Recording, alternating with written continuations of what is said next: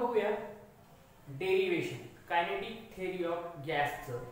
आपण काल पॉस्ट्युलेट्स बघितले होते, आता त्याचं आपण डेरिवेशन बघू की बाबा कोणते कोणते फॉर्म्युले ज्याच्यावरून आपण कायनेटिक थेअरी ऑफ गॅस पासून मिळतात, जे कोणते कोणते फॉर्म्युले की ज्याच्यावरून आपल्याला फोर्स फाइंड करता येईल, कायनेटिक एनर्जी फाइंड करता येईल, प्रेशर फाइंड करता येईल.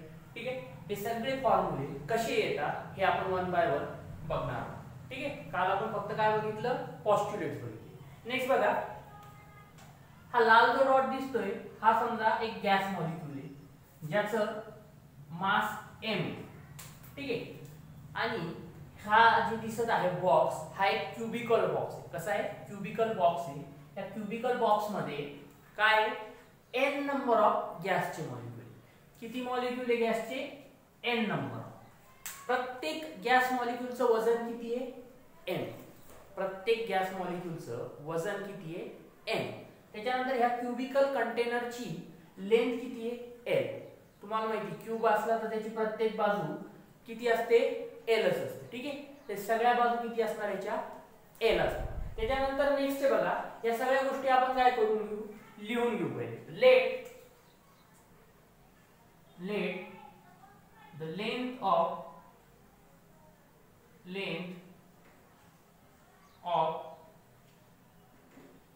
cubical container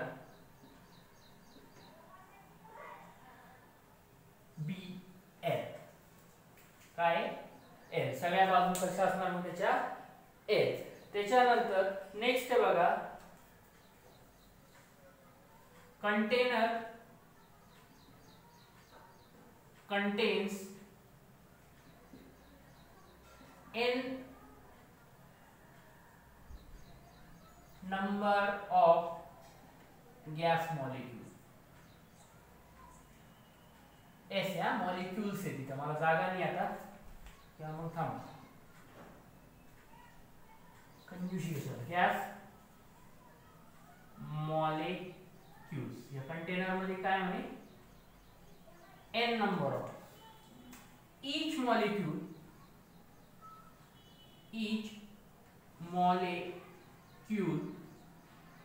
have mass m. Okay, and moving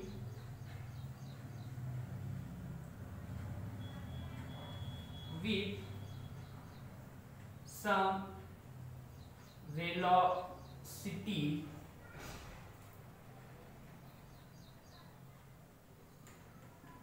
inside the container.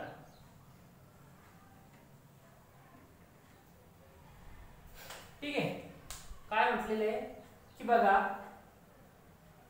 प्रत्येक गॅस मॉलिक्यूलचं मास किती आहे, m आहे, आणि प्रत्येक गॅस मॉलिक्यूल काय करतोय, काही वेलोसिटीनं मूव्ह करतो. लक्षात ठेवा, प्रत्येक गॅस मॉलिक्यूलचं मास सारखं आहे पण त्यांची वेलोसिटी वेगवेगळी आहे. ठीक आहे, आपण ऍझम्पशन पाहिलेले. ऍझम्पशन मध्ये आपण म्हटलं होतं की गॅस मॉलिक्यूल्स कसे असतात, म्हटलं होतं साइज, शेप, व्हॉल्यूम. ठीक आहे, मास ह्या रिस्पेक्टनं सेम असतात. वेलोसिटी कशी असणार, कमी जास्त असणार आहे त्यांची. ठीक आहे, तर ते काय करतायत, कंटेनरच्या आतमध्ये काही वेलोसिटीने मूव्ह करतात. ठीक आहे, चालू. त्याच्यानंतर नेक्स्ट बघा, आपण काय करू, त्यातला एक मॉलिक्यूल कन्सिडर करू. Let the molecule have velocity. ठीक आहे, बघा काय करू, consider one molecule of gas. या n मॉलिक्यूल पैकी आता आपण काय करणार, फक्त एकच गॅस मॉलिक्यूल कन्सिडर करणार. ठीक आहे, आणि त्याच्यावरून काय करू, आपण एक इक्वेशन डिराइव्ह करू. बघा कसं होईल. ठीक आहे, बर. आता हा मॉलिक्यूल घेतलाय, तो जो लाल मॉलिक्यूल आहे तो मी इथे लिहितोय. आता आपण आपल्या पॉस्ट्युलेट नुसार जाऊ. आपला पॉस्ट्युलेट काय म्हणतो की गॅस मॉलिक्यूल तीनही डायरेक्शनला जाण्याची प्रोबॅबिलिटी किती म्हणे, सेम. तो x ला पण जाऊ शकतो, y ला पण जाऊ शकतो, आणि z ऍक्सिसच्या दिशेने पण जाऊ शकतो. म्हणजे स्पेस मध्ये तो कुठेही जाण्याची प्रोबॅबिलिटी सगळीकडे काय सारखी. तर आपण टाइम बिंग थोड्या वेळासाठी असं कन्सिडर करू की हा जो मॉलिक्यूल आहे हा एक्स डायरेक्शनला जाईल. कुठे जाईल? X direction. त्याची इच्छा कुठे आहे सध्यासाठी? एक्स डायरेक्शनला जाण्याची. मग काय होईल? हा मॉलिक्यूल असा एक्स डायरेक्शनला जाईल. जेव्हा तो मूव्ह होत असेल तेव्हा त्याची स्पीड असेल u x1. एक्स डायरेक्शनला जातोय म्हणून मी त्याला सफिक्स काय दिलं? x. वेलोसिटी काय मानली त्याची? u. u1 u x1 लिहिलं. ठीक आहे. जर तो y डायरेक्शनला जात असला तर मी काय केलं असतं? uy1 लिहिलं असतं. ठीक आहे. दुसरा मॉलिक्यूल असेल तर त्याला काय करू आपण? uy2 लिहू. बरोबर? जसं जसं मॉलिक्यूल्स येतील तसं तसं ऍड करू. मग हा एक नंबरचा मॉलिक्यूल आहे तर याला मी सफिक्स काय वापरलं? 1 वापरलं आणि x डायरेक्शनला जाते म्हणून x लिहिलं. ठीक आहे. वेलोसिटी किती याची? u. याची वेलोसिटी किती या मॉलिक्यूलची? u. त्याच्यानंतर याची स्पीड किती आहे? ux. बरं. आणि याच्यावर जेव्हा हा स्ट्राइक होईल, स्ट्राइक झाल्याच्या नंतर रिटर्न येईल. तर रिटर्न येताना आपण पॉस्ट्युलेट मध्ये एक गोष्ट म्हटली काय की गॅस मॉलिक्यूल जेव्हा मूव्ह करत असतात तेव्हा त्यांची जी कोलिजन असते ती इलास्टिक असते. आता तुम्हाला माहित असेल फिजिक्स शिकलेले आहात तुम्ही, तुमचं झालेलं आहे मला माहिती आहे. काय इलास्टिक कोलिजन मध्ये काय होतं? There is no change in momentum. Sorry, change in momentum असतो पण there is no loss of momentum. काय म्हणू शकतो आपण? There is no loss of momentum. जर मोमेंटम जाताना जेवढा असेल तेवढाच रिटर्न येताना. फक्त काय होईल? Direction change. फक्त काय होईल? Direction change. समजा ही वेलोसिटी जाताना जर आपण पॉझिटिव्ह मानली तर येताना काय वेलोसिटी राहील? जर वेलोसिटी मायनस. जर स्पीड मानली तर फक्त आपल्याला काय असतं? मॅग्निट्यूडशी घेणं देणं असतं. वेलोसिटी मानली तर डायरेक्शन गरजेची. जाताना काय? Plus mu x. येताना काय? हे. तर याचं मोमेंटम गिवन बाय. याच्यावरून आपण गॅस मॉलिक्यूलचं मोमेंटम जर द्यायचं झालं, समजा हे असं आहे, हा एक्स डायरेक्शन, वाय डायरेक्शन असं दिलं ना, झेड डायरेक्शन. तर गॅस कुठे चालला आहे? द मोमेंटम ऑफ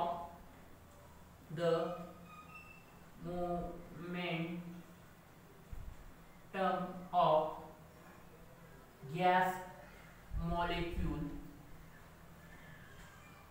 इनिशियली काय होतं? इनिशियली तिची मोमेंटमचा फॉर्म्युला तुम्हाला माहिती P is equal to m into v या m इंटू u. इथे u वापरले ना आपण, u m into u, u तर u. त्याच्यानंतर काय आता कसं करणार? मास काय? m मानलेले मास इंटू वेलोसिटी किती आहे? इनिशियली वेलोसिटी पॉझिटिव्ह पकडलेली u x1. ठीक आहे. नेक्स्ट स्टेप मध्ये the momentum of gas molecule after collision. The momentum of gas molecule after collision म्हणजे काय? फायनल काय होणार? परत तेच फॉर्म्युला तोच राहील m, पण स्पीड काय होणार? आपला वेलोसिटी काय होणार? मायनस. बरोबर आहे.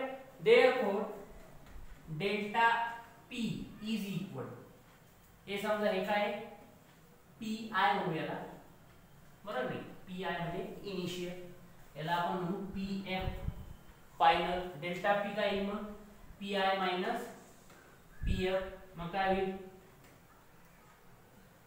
m u x1 minus in bracket minus m u x1. मग काय होईल? हे 2m u x1. काही डाऊट आहे? काय केले? काहीच नाही केलंय. त्या बॉक्स मध्ये n मॉलिक्यूल्स होते, त्यातला एकच पकडला, एक पकडला असं मानलं की हा x डायरेक्शनला जाताना याचं मोमेंटम किती आहे, बाकी काही डोकं नाही.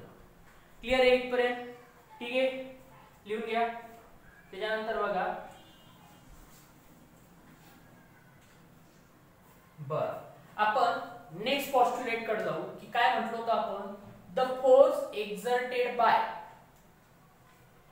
किंवा force experience by wall of container. जी वॉल ऑफ कंटेनर आहे तिच्यावर जो फोर्स एक्सपिरियन्स होतो हा कशामुळे एक्सपिरियन्स होतो म्हटलं होतं? Due to the pressure exerted by gas. ज्या गॅस मॉलिक्यूलनं जे प्रेशर एक्झर्ट केलेले कशावर, कंटेनरच्या वॉलवर, त्याच्यामुळे काय होतं म्हणे, फोर्स एक्झर्ट होतो. ठीक आहे, बरोबर नाही? त्याच्यावर काय होतं, प्रेशर एक्झर्ट होतो. आणि प्रेशरचं जर आपण एरियानं मल्टिप्लाय केलं, प्रेशरला जर एरियाने मल्टिप्लाय केलं तर काय होऊन जात असतो, फोर्स येतो. बरोबर. तर मग आपण सध्या काय करू की हा गॅस मॉलिक्यूल या कंटेनरच्या वॉलवर किती फोर्स लागतो अशी जाऊन आढळतोय, तो असा जाऊन आढळतोय. बरोबर नाही? असा जाऊन आढळतोय. त्याच्यानंतर काय होतोय, परत इकडे जातोय, परत इकडे येणार. म्हणजे हा कंटेनर मधला जो मॉलिक्यूल आहे सुरुवातीला इथे आहे, इथून इकडे गेला, ह्या भिंतीला धडकला, परत तो रिटर्न जाईल, इकडे जाईल, इकडच्या भिंतीला धडकन परत इकडे. म्हणजे आपण काय करू, आपण जो दोन कोलिजन मधला अंतर काढू. कारण आपल्याला माहिती फोर्स जर काढायचा असेल, हा गॅस मॉलिक्यूल ह्या कंटेनरच्या वॉलवर किती फोर्स लावतोय हे जर काढायचं असेल तर न्यूटनने एक नियम सांगितलाय, rate of change of momentum upon per unit time. Rate of change, किती वेळा मोमेंटमचं चेंज होतं किती टाइम मध्ये. मग समजा एक गॅस मॉलिक्यूल असा धडकला, वापस आला, परत जाऊन धडकला. ठीक आहे, तर ह्या एकदा धडक होऊन त्याच्यानंतर परत दुसरी धडक होण्यासाठी त्याच वॉलवर किती वेळ लागतो हे आपल्याला काढायचं. ठीक आहे, कळतंय? बरं, इथपर्यंत क्लिअर? आता बघा, हे झालं आपलं चेंज इन मोमेंटम. आता आपल्याला काय काढायचं आहे की आपला न्यूटनचा लॉ काय सांगतो की rate of change of momentum per unit time. हे पर युनिट टाइम किती वेळानंतर दुसरी कोलिजन होणार हे पण काढावं लागतं. मग आता बघा, हा गॅस मॉलिक्यूल इकडून इथं आदळला, पहिल्यांदा आदळल्याच्या नंतर त्याने इतकं डिस्टन्स ट्रॅव्हल केलं, इतकं एल. त्याच्यानंतर ह्या भिंतीला आदळला, परत इकडे आला आणि आदळला. म्हणजे तो काय होणार, दोनदा स्ट्राईक होणार. तो काय होणार, दोनदा स्ट्राईक होणार. एक मिनिट. मग दोन धडकेच्या मधलं आपल्याला टाइम जर काढायचा, कसा काढायचा बघूया. ठीक आहे,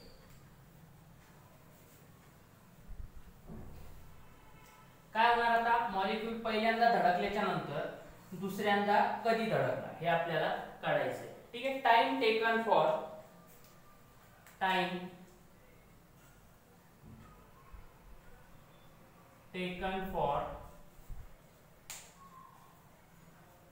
each collision. बरोबर नाही? हा जो गॅस मॉलिक्यूल आहे हा इथं भिंतीला आदळणार, परत वापस येणार, मागं पण भिंत आहे, इथं आदळणार, परत आदळणार.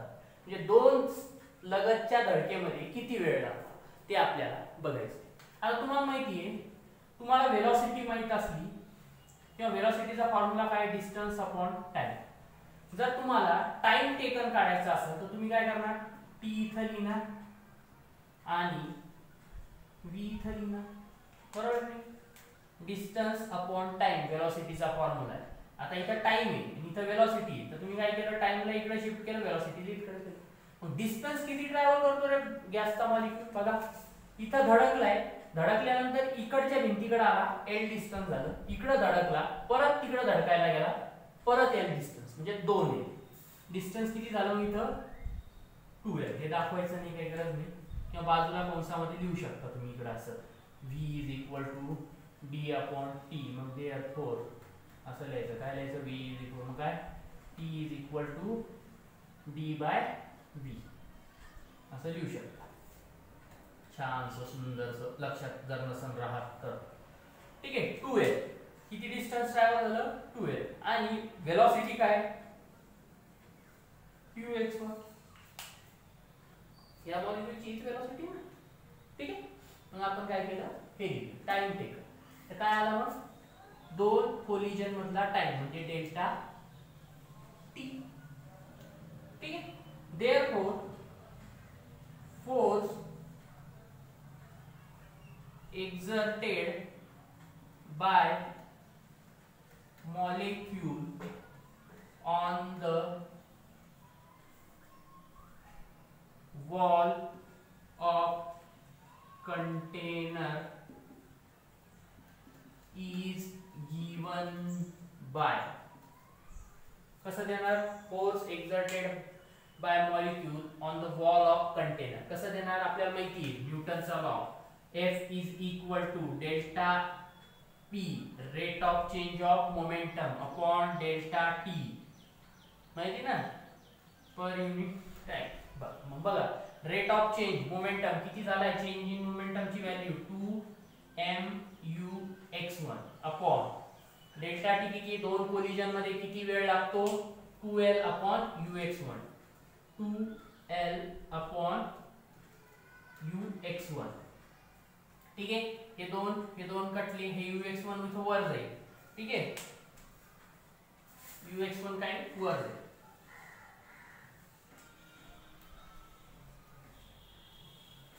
मग हे ux1 वर गेल्याच्या नंतर काय होईल f इज इक्वल टू काय mux1 अपॉन l mux1. हे काय झालं force exerted by one molecule on the wall of container. On the wall of container एका मॉलिक्यूल इथं बघा एकच मॉलिक्यूल लिहिलेले किंवा एक्झर्टेड बाय असं वन जरी लिहिलं तरी चालू म्हणजे तुमच्या लक्षात राहील. मॉलिक्यूल जरी लिहिलं तुम्हाला समजलं पाहिजे की एक मॉलिक्यूल्स ने लिहिलं. ठीक आहे one molecule on the wall of container is given by कसं केलं rate of change of momentum. मग हे आलं एका मॉलिक्यूल म्हणून फोर्स एक्झर्ट ही व्हॅल्यू. आता बघा ही व्हॅल्यू काय आलेली की फोर्स ऑफ वन मॉलिक्यूल जेव्हा force of one molecule when it travels in x direction. हा कशाची आलेली एक्स डायरेक्शन. जेव्हा हा मॉलिक्यूल काय असं म्हणे एक्स डायरेक्शन मध्ये ट्रॅव्हल करत असं. आता मला सांगा तुमचा कुठलाही एक गॅस मॉलिक्यूल आहे त्याला वेक्टर फॉर्म मध्ये कसं लिहाल रे. त्याची वेलोसिटी समजा u1 तर त्याला वेक्टर फॉर्म मध्ये कसं लिहाल uxi x1i cap plus ux2 sorry y1 j cap plus u z 1 k cap असंच लिहा ना ux1 plus I cap plus uy1 j cap plus uz1 k. बर आपल्याला जर मॉड घ्यायचा तर आपण काय करू u1 चा मॉड घ्यायचा तर आपण काय करू मॉड घेतला तर काय करणार आपण अंडर रूट मध्ये ux1 square plus uy1 square plus uz1 square. बरोबर आहे. आता मला सांगा कुठलीही संख्या मॉड मध्ये असली तर तिच्या दोन व्हॅल्यू असतात +1 -1. कुठलीही संख्या जर या मॉडचाच मी जर स्क्वेअर केला या मॉडचा काय केला मी स्क्वेअर करून टाकला तर काय होईल स्क्वेअर केल्यानं हे स्क्वेअर रूटचं साइन निघून जाईल आणि या मॉडचं साइन पण काय होईल निघून जाईल. uy1 is equal to ux1 square plus uy1 square plus uz1 square. Clear आहे इथपर्यंत. आता आपल्याला माहिती काय माहिती आहे की तिन्ही डायरेक्शनला यांची जाण्याची प्रोबॅबिलिटी सेम. ux1 जितकं आहे तेवढंच uy1 आहे तेवढंच uz1 आहे. बरोबर नाही मी तुम्हाला लिहिलेलं आहे त्याच्यामुळे तुम्ही असं लिहू शकता since ux1 is equal to uy1 is equal to uz1. therefore हे कसं बनवलं मग u1 is equal to 3ux1. x1च का लिहिलं याला याच्या जागी का नाही टाकलं तर आपण x डायरेक्शनचं कन्सिडर करतो. मग बाकीच्या व्हॅल्यूच्या जागी काय केलंय याच्या व्हॅल्यूच्या जागी पण मी x ची व्हॅल्यू केली याच्या व्हॅल्यूच्या जागी पण मी x चीच व्हॅल्यू टाकली. का बरं कारण आपण x मध्ये सध्या कॅल्क्युलेट करतोय. बरोबर नाही. जर y मध्ये करत असलो असतो काय झालं असतं सगळी काय झाली असती y केली असती. याच्या जागी मी काय केलं असतं y ची व्हॅल्यू टाकली असती याच्या जागी पण काय केलं असतं y. तर आपण x मध्ये कन्सिडर करतोय म्हणून इन टर्म ऑफ x केलं. मग आता बघा हे काय ठीक आहे. आता हे ux1 जसंच्या तसं मी u1/3 केलं. ux1 ची व्हॅल्यू काय u1/3. मॅग्निट्यूड जर काढायचं जर झालं तर असं निघणार का नाही. बरोबर आहे की u1/3 म्हणजे u जर व्हेलॉसिटी असेल, u जर गॅस मॉलिक्यूलची काय आहे u व्हेलॉसिटी आहे आणि हे ux1 आहे, हे काय त्याचे कॉम्पोनंट आहे. वेक्टर मध्ये शिकलेले आहेत ना, u1 काय आहे व्हेलॉसिटी आहे आणि हे त्याचे काय कॉम्पोनंट आहे व्हेलॉसिटीच्या वेक्टरची. ओके, मग आता ही व्हॅल्यू आपण काय करू, ह्या इक्वेशन मध्ये टाकू. याला वाटलं तर इक्वेशन नंबर 1 द्या. ठीक आहे, substitute this value, substitute above value in equation 1. काय करायचंय, हे ux1 च्या जागी काय करायचंय u1/3, ux1 च्या जागी काय u1/3 आणि याचा स्क्वेअर आहे तर काय होईल स्क्वेअर. एक मिनिट, इथे चुकलंय का, हा इथे स्क्वेअर आहे बघा, हे सगळे स्क्वेअर आहे. इथे पण काय होईल स्क्वेअर होईल, इथे पण काय होईल सॉरी याचा स्क्वेअर. बरोबर नाही, इथे स्क्वेअर आहे बघा, हे सगळे स्क्वेअर आहे. मग स्क्वेअर स्क्वेअर टाकून दिले त्याच्यात, मग 3 होईल. सॉरी, मग झालं. मग आता ही व्हॅल्यू टाकली तर काय होईल ux² च्या जागी काय करायचं u1/3. मग काय होईल f is equal to m त्याच्यानंतर u1/3f इक्वेशन नंबर 2 दिलं. हे काय झालंय, हे झालंय force exerted by one molecule. ठीक आहे, force exerted by one molecule on the wall of container, on the wall of container, कुठलीही वॉल असेल.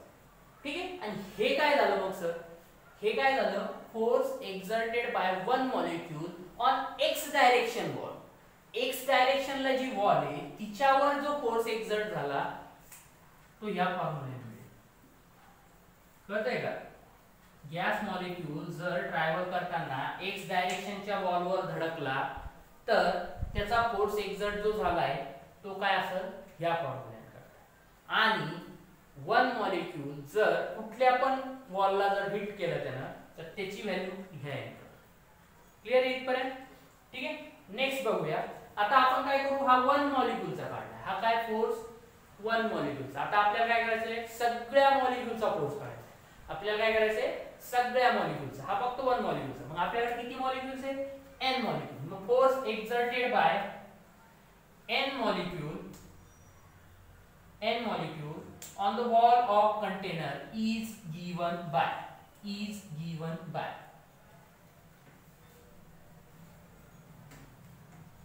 ठीक आहे, म्हटलंच तसं लिहू टोटल फोर्स, कारण सगळा फोर्स काढते ना आपण. टोटल फोर्स एक्झर्टेड बाय, जरा n दिसलं पाहिजे, n molecules on the wall of container is given by. काय करणार सगळ्या फोर्सची बेरीज. F नेट काढायचं तर आपण काय करतो सगळ्या फोर्सची बेरीज करतो. मग काय करणार mu1/3f ओके प्लस m. मास बदलणार आहे का मॉलिक्यूलचं, मॉलिक्यूल तेच आहे. सगळ्या गॅसचे मॉलिक्यूल्स आयडेंटिकल असतात in all respect, size, shape, volume, mass, त्याच्यामुळे ते काही बदलणार नाही. मग व्हेलॉसिटी बदलू शकते. मग u2 3l. लेंथ बदलणार आहे का कंटेनरची, नाही. किती मॉलिक्यूल असे mu2 नाही सॉरी n मॉलिक्यूल आहे ना, n/3l. ठीक आहे, इथपर्यंत आलं F नेट. त्याच्यानंतर बघूया काय करता येईल. माझ्या हिशोबानं इथे एक चूक झाली, इथे स्क्वेअर येतो बघा u². कारण आपण काय केलं मॉड u चा पण स्क्वेअर केलता, मॉड u1 चा स्क्वेअर केलता, आठवतंय. सॉरी चूक झाली परत एकदा. मॉड u1 चा पण स्क्वेअर होता, तर खाली पण करून टाका स्क्वेअर राहायचं राहिलं. ठीक आहे, स्क्वेअर u1 चा स्क्वेअर होईल. मॉडचं चिन्ह जाईल आणि u1 चा काय होईल स्क्वेअर येईल तिथं खाली जिथं आपण लिहितो ना असं u मॉड लिहिता त्याच्यानंतर काय केलं u1 लिहिता आणि नंतर मग असंच लिहिलं असं तिथं स्क्वेअर करून टाका खाली. ठीक आहे. आता बघा काय होईल याचा पण स्क्वेअर याचा पण स्क्वेअर याचा पण स्क्वेअर इथे पण स्क्वेअर. ठीक आहे इथे पण स्क्वेअर होईल मग सबस्टिट्यूट केली व्हॅल्यू ओके. त्याच्यानंतर नेक्स्ट काय सगळं जे कॉमन निघतं ते कॉमन काढा m/3l कॉमन निघलं त्याच्यानंतर u1 square plus u2 square plus dash dash dash un square okay. आता बघा मी याला काय करतो multiply and divide by n multiply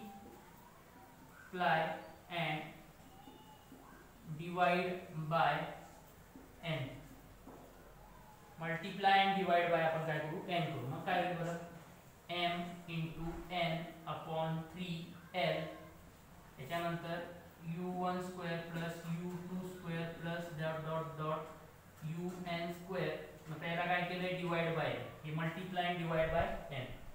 बरं ही व्हॅल्यू काय आहे कालच्या जर हे पाहिलं असेल तुम्ही कालचं लेक्चर जर नीट पाहिलं असेल तर तुम्हाला माहित असेल ही व्हॅल्यू कशाची आहे urms. ही व्हॅल्यू कशाची आहे urms root mean square velocity u into n upon 3l into urms square root mean square velocity. बरोबर नाही urms square कसं काय वाटलंच तर लक्षात येत नसेल तर परत असंच लिहा सिन्स काय माहित नसेल तर तुम्ही कंसात इथे लिहू शकता since urms is equal to under root काय येणार u1 square plus u2 square plus dot dot dot un square upon n. Since urms काय रूट मीन स्क्वेअर वेलोसिटी. इथे फक्त एक करेक्शन करा की बाबा स्क्वेअर नाही केले आपण तेच राहिलं माझं चुकीनं लक्ष नाही. ठीक आहे तर ही व्हॅल्यू काय आलेली आहे f net ही काय आली total force exerted by n molecule. इथं वाटलंच तर या एक्सप्रेशन तिथं काय याला इक्वेशन नंबर आपण लिहू 3. काय आहे द अबोव एक्सप्रेशन गिव्स इथं लिहितो वाटलंच तुम्ही the above expression gives total force exerted by n gas molecules.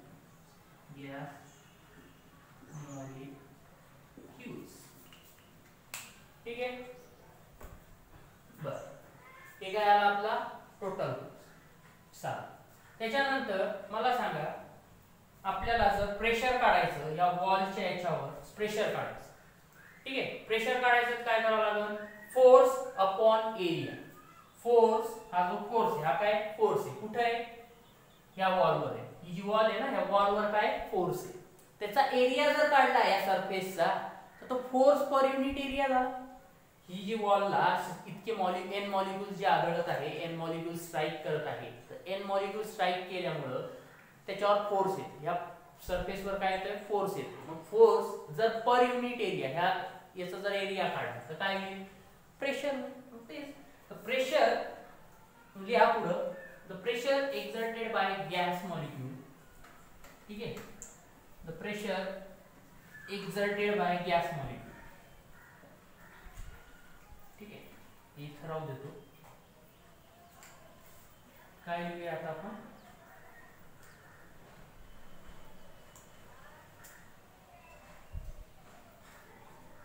Pressure exerted by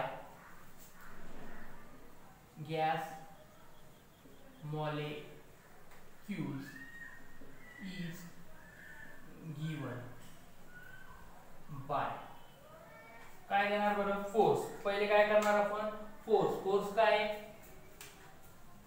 प्रेशरचा पहिले फॉर्म्युला देऊ. P is equal to F net upon A force upon area. P is equal to F net ची value ही m into n divide by 3l multiply by URMS square. ठीक आहे into sorry असं लिहितो जरा समजून तुम्हाला अपॉन A काय याची ही बाजू पण L आहे आणि ही बाजू पण L आहे बरोबर नाही. क्यूब आहे क्यूबची लेंथ काय असते L into L. ठीक आहे बर मग काय येणार P इज इक्वल टू हा बघा L into L क्यूब काय असतं क्यूबचा क्यूब असतो. फॉर्म्युला माहित असेल तुम्हाला क्यूबचा क्यूब जर काढायचा असेल तर फॉर्म्युला असतो L क्यूब. हे काय होईल 3V where V is volume where V is volume of container बरोबर क्यूब आहे जे काय कंटेनर असेल त्याचं काही volume where V is volume of container. हे काय झालं आपलं एक्सप्रेशन फोर्स प्रेशरसाठी. प्रेशर कसं काढायचं मग हे आपण ठीक आहे. त्याच्यानंतर नेक्स्ट बघूया काय करू शकतो आपण याच्यामध्ये अजून कुठाना. याला इक्वेशन नंबर पुढचं द्या 4. इक्वेशन किती नंबर द्या याला 4. बर त्याच्यानंतर बघूया अजून काय करता येईल आपल्याला. ह्या V ला इकडे पाठवलं तर काय होईल PV is equal to MN URMS upon 3 PV. ठीक आहे मग आता बघा हे तेच इक्वेशन आहे जे आपल्याला गॅस लॉ साठी फाइंड करायचं. हे काय दिस इज कायनेटिक गॅस इक्वेशन. हेच काय आहे दिस इज म्हणजे 4 इक्वेशन 4 जरी लिहिलं तरी चालेल. त्याच्यानंतर आता आपण प्रेशर काढलं फोर्स काढला त्याच्यानंतर आता आपल्याला काय करायचं एनर्जी काढायची कायनेटिक एनर्जी. गॅस मध्ये कोणती एनर्जी असते गॅस मध्ये एकच एनर्जी असते ती असते कायनेटिक एनर्जी. ठीक आहे मग आपल्याला माहिती कायनेटिक एनर्जीचा फॉर्म्युला काय असतो. कायनेटिक एनर्जीचा फॉर्म्युला काय असतो लिमिट टाकतो एवढं शब्द हाफ mv स्क्वेअर. ठीक आहे the kinetic energy of gas the kinetic energy of one molecule is given by one molecule. कशी देणार कायनेटिक एनर्जी एका मॉलिक्यूलची गॅसची कशी देणार ke. बर कायनेटिक एनर्जीचा formula half mv square. m काय मास ऑफ वन मॉलिक्यूल काय m आहे. वेलोसिटी काय एका मॉलिक्यूलची आपण मानलेली समजा u1. ठीक आहे half mu square half mv square तर हाफ mu1 स्क्वेअर पर एका मॉलिक्यूल. ठीक आहे मग आता बघा पुढे आपण काय करू शकतो याला आपण एका मॉलिक्यूलची झाली therefore total kinetic energy of gas molecules will given by कशी लिहिणार बरं एवढं लिहून घ्या एवढं लिहा मग मी करतो. टोटल कायनेटिक एनर्जीला मी काय म्हणतो मग आता केई नेट म्हणतो. काय म्हणतो केई नेट इथे लिहू. ठीक आहे. टोटल कायनेटिक एनर्जी एक ची काढली. KE net is equal to KE net is equal काय होणार सगळे हे half m u1 square plus half m u2 square प्लस किती मॉलिक्यूल आहे n half m un square. ठीक आहे. परत जे कॉमन निघतं ते कॉमन करा. 1/2 m कॉमन निघलं. त्याच्यानंतर u1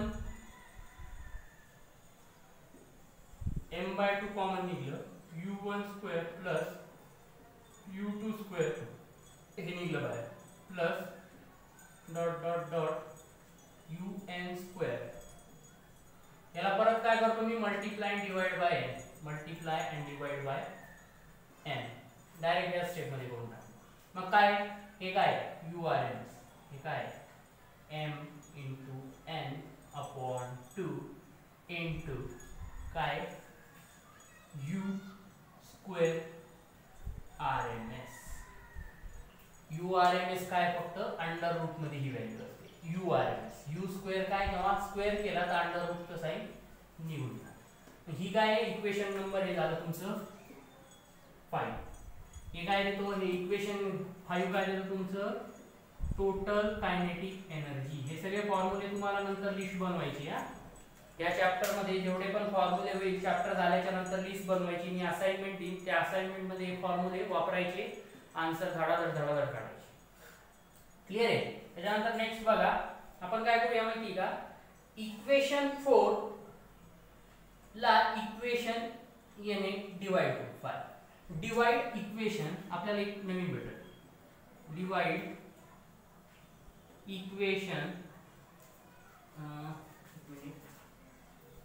4/5 है का पीवी हाँ इक्वेशन 5 बाय इक्वेशन 4 या इक्वेशनला या इक्वेशनला डिवाइड करायचं. मग बघा इक्वेशन 5 काय K net okay divide by ये ना पीवी इज इक्वल टू काय के नेटचं M N U R M S square upon 2 divide by M into N U R M S square divide by 3. हे कटलं हे कटलं हे कटलं हे कटलं हे 3 वर जाईल 2 खाली येईल. ठीक आहे 3 वर जातील 2 खाली येईल.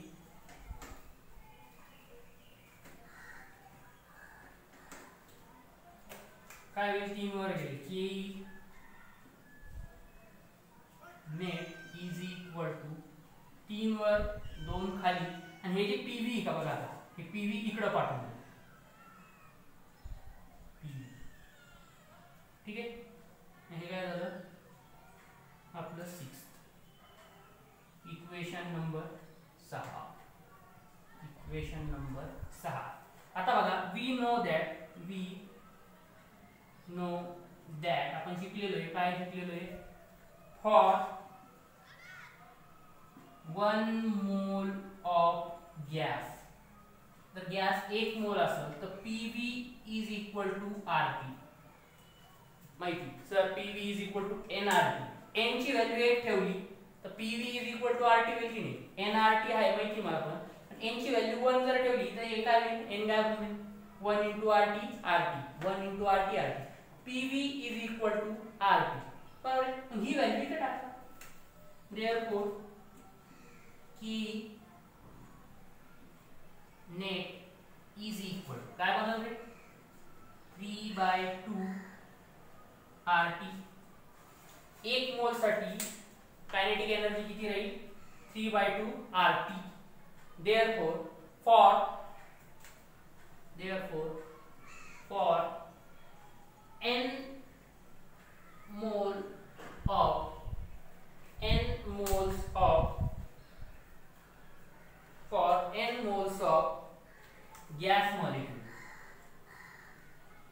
गॅस मॉलिक्यूल काय येते n मोल एका मोल साठी ही येते कायनेटिक एनर्जी असे 10 मोल असतात तर काय करावं लागेल याला 10 ने मल्टिप्लाय करावं लागेल म्हणजे n ची व्हॅल्यू जितकी असेल त्याला मल्टिप्लाय करावं लागेल मग काय येणार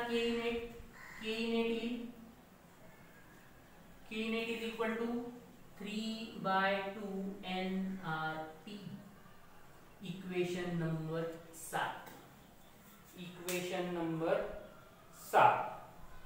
ठीक आहे चालेल त्याच्यानंतर आणखी काही आहे का काढण्यासारखं याच्यात हे काय देणार मग n मोल साठी for n mole of gas k net will be असं लिहा k net will be काय बनव हे त्याच्यानंतर बघा फ्रॉम इक्वेशन कोणतं इक्वेशन घ्यायचं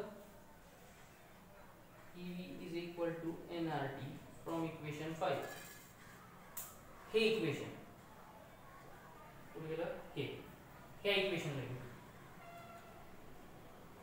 इक्वेशन नंबर हे घ्या 7 सॉरी हे 8 करा from equation 7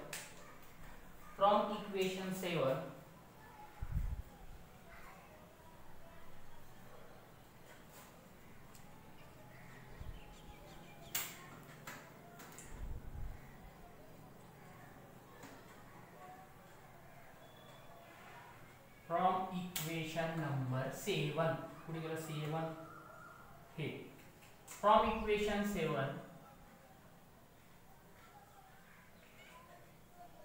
we can get kinetic energy of one molecule कशी मिळेल ही जी कायनेटिक एनर्जी आली ही किती मॉलिक्यूलची आहे 1 मोल ऑफ गॅस तुम्हाला माहिती आहे काय की एका मोल मध्ये किती मॉलिक्यूल्स असतात एका मोल मध्ये किती मॉलिक्यूल्स असतात 6.022 * 10⁻23 आता बघा k net काय सांगतंय k net सांगतंय की 1 मोल ऑफ गॅस मॉलिक्यूलची काय आहे इतकी कायनेटिक एनर्जी एका मोल मध्ये मॉलिक्यूल्स किती असतात इतकी असतात मग समजा ह्या संख्येने जर आपण याला डिवाइड केलं तर काय मिळेल आपल्याला एका मॉलिक्यूलची कायनेटिक काय मिळेल आपल्याला एका मॉलिक्यूलची कायनेटिक एनर्जी मग आपण काय करू शकतो Ke ठीक आहे Ke is equal to काय 3/2 RT upon n equation number 9 काय केलंय Na where Na is Avogadro number म्हणजे की काय 6.022 * 10⁻23 बरोबर आहे नाही एका मोल मध्ये किती मॉलिक्यूल्स असतात इतके मग तेवढ्यानं भागितलं बरोबर नाही तुमच्याकडे 100 रुपये आणि तुम्हाला 10 जणांना वाटायचे तर तुम्ही काय करणार 100 / 10 म्हणजे इतक्या मॉलिक्यूलची एवढी आहे एकाची काय करायचं या नंबरनं भागायचं क्लियर आहे सिंपल लॉजिक आहे बाकी काही नाही वेअर Na इज काय मग ही कशासाठी एक्सप्रेशन आहे जर तुम्हाला म्हटलं की एका मॉलिक्यूलचं किंवा एका मॉलिक्यूलचं काय काढा म्हणे कायनेटिक एनर्जी काढा तर तुम्ही हा फॉर्म्युला आता ह्या फॉर्म्युल्यामध्ये कुठं पण मोलार मास इन्व्हॉल्व आहे का कुठं पण मोलार मास आहे का म्हणजे नेचर ऑफ गॅस याच्यामुळे काही फरक पडतो का जर इथं कुठं मोलार मासची जर टर्म असती तर काय झालं असतं बदललं असतं जर हायड्रोजन असेल तर काहीतरी प्लस मायनस किंवा मल्टिप्लिकेशन डिव्हिजन करावं लागलं असतं इथं काहीच नाही तुम्हाला ह्या इक्वेशनवरून एक गोष्ट कळते काय की गॅस मॉलिक्यूलची कायनेटिक एनर्जी कशावर डिपेंड आहे आर काय युनिव्हर्सल गॅस कॉन्स्टंट बरोबर त्याच्यानंतर हे टी काय ऍब्सोल्यूट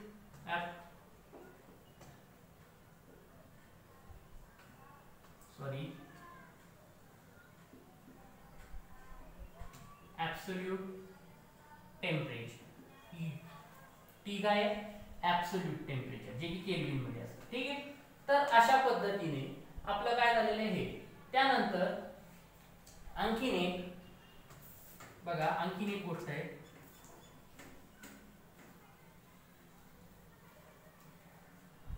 द टर्म खालीच लिहा, the term R upon N A म्हणजे काय? Universal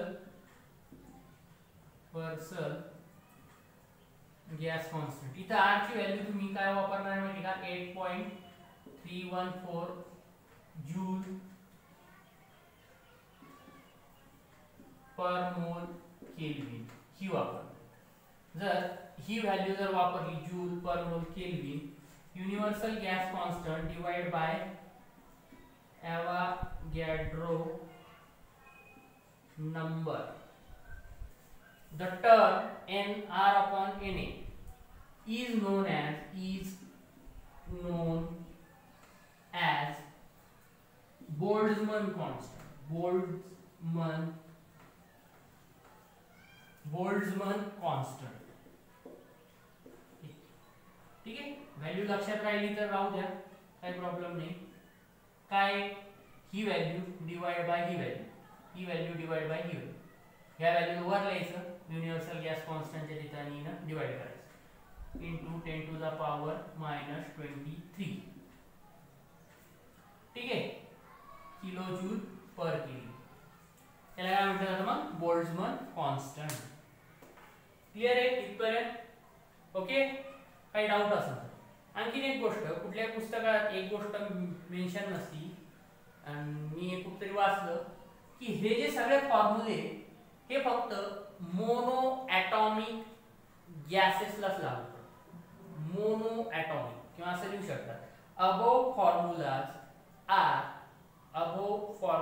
R strictly applicable to mono atomic gases. ठीक आहे. मोनो ॲटॉमिक म्हणजे काय? Mono atomic gases. ही फक्त माहितीसाठी लिहा, तुम्हाला याचा काही परीक्षेत उपयोग नाही. मोनो ॲटॉमिक कोणाला म्हणायचं? आर्गॉन, निऑन, हेलियम, ठीक आहे, झेनॉन, रेडॉन, हे जे काय म्हणतात तुमचे नोबल गॅसेस आहेत ते. ठीक आहे. यांना काय?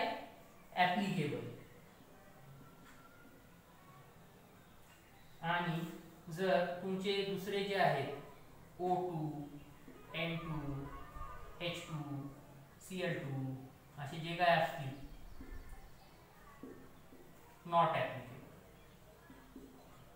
त्याच्यावर काय क्वेश्चन येत आहे आपण सोडवतोय. जाऊ द्या, माहितीसाठी सांगितलंय मी तुम्हाला, पुढे जाऊन येऊ. ठीक आहे. चालत इतका अभ्यास करा. काही डाऊट आला तर विचारा. फक्त ते तिथं आपलं थोडंसं चुकलेलं आहे की U1 स्क्वेअर ते मॉड काढताना मॉडच्या नंतर स्क्वेअर नव्हता लिहिला, तेवढं करेक्शन फक्त. ठीक आहे. चालत नेक्स्ट लेक्चरला आपण बघूया RMS व्हेलॉसिटी, त्याचे काय टर्म्स असतात, काय काय फॅक्टर्स असतात, त्याच्यावर आपण जरासं डिटेल. ठीक आहे.